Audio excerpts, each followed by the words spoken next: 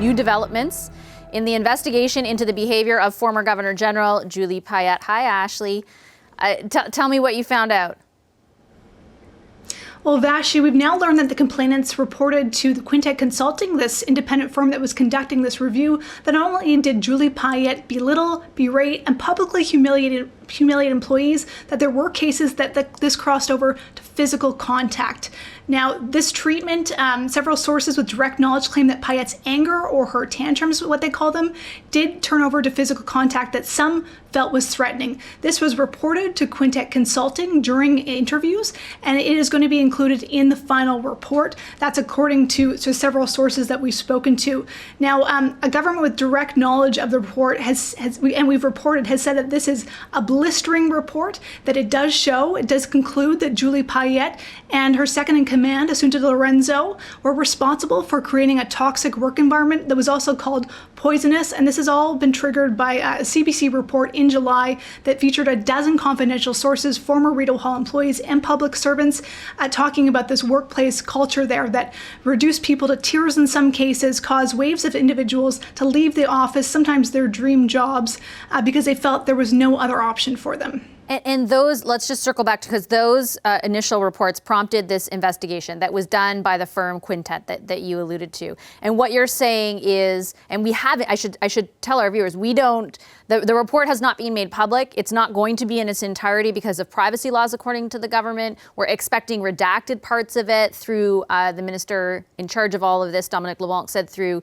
the ATIP process, so access to information. But what you're saying is that some of the complaints that were founded, is that right? Founded, appeared to involve physical contact. Well, this third party, this consulting firm, was not investigating each complaint to find out if it was founded or not. Okay. What they were tasked with doing was getting an overall picture of the type of complaints at Rideau Hall to gauge the scope of the problem. So that's why they call it a workplace review rather than an investigation. But what we're now finding out is that the complaints they heard about, they weren't just about verbal harassment allegedly from Julie Payette. Some people also reported, and were told this will be in the report, that there was physical contact that happened that some people found threatening. That's what's new here today.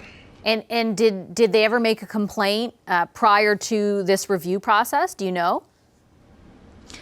Yeah, that's what's important here. I've talked to a lot of people who have said that they did go to the ombudsman, that people were crying in the ombudsman's office about, about what happened. I don't know if that was the physical contact, but generally about complaints about the office. People have also talked to their union reps at Rideau Hall, and as well have gone to HR and management with their complaints. But they said that nothing was done in those cases. They had the option of doing a formal complaint, which would have meant putting their name out there publicly. It would have gone straight to the second in command, Assunta Lorenzo, who was also accused of being part of the problem. And they didn't feel like it was possible for them to, it would have been their word against one of the most powerful people in the country. So they went the informal route. But there's a lot of questions about why didn't those offices follow up on those complaints and take some action after that? Especially since, this is especially important since Julie Payette herself wrote last week during her resignation, quote, that no formal complaints or official grievances were made against me during tenure as Governor General, which she says would have immediately triggered investigations, including under the collective agreement that the employees work under.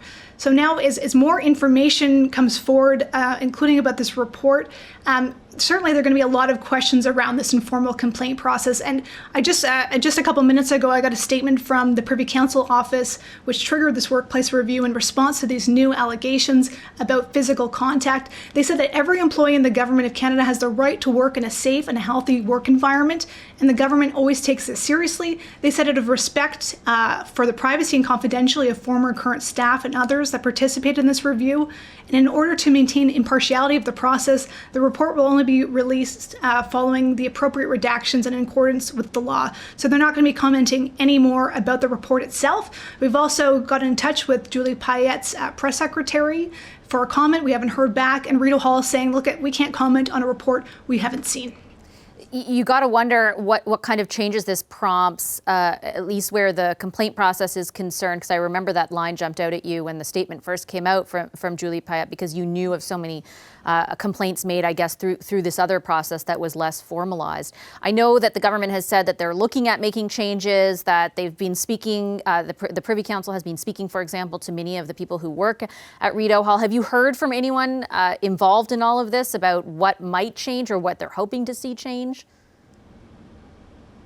Yeah, and we know that Privy Council office, the clerk himself, was going to be talking to staff about how they chart a path forward and start making changes to make it a healthier workplace. And staff were sent a memo as well.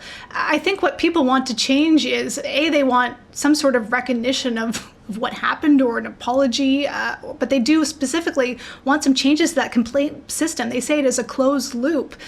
Everything went back up to the secretary in charge, who was accused of being part of the problem. So they just felt like there was no recourse. People left the office because they felt that was their only option.